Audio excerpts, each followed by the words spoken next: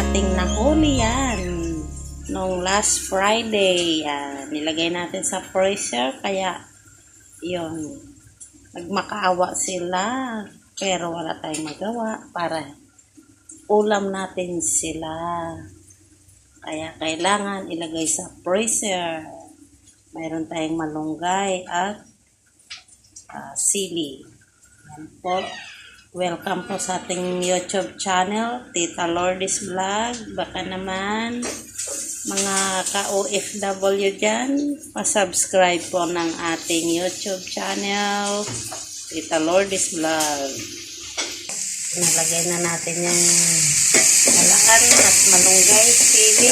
Takpan natin at yan, maluluto na yan.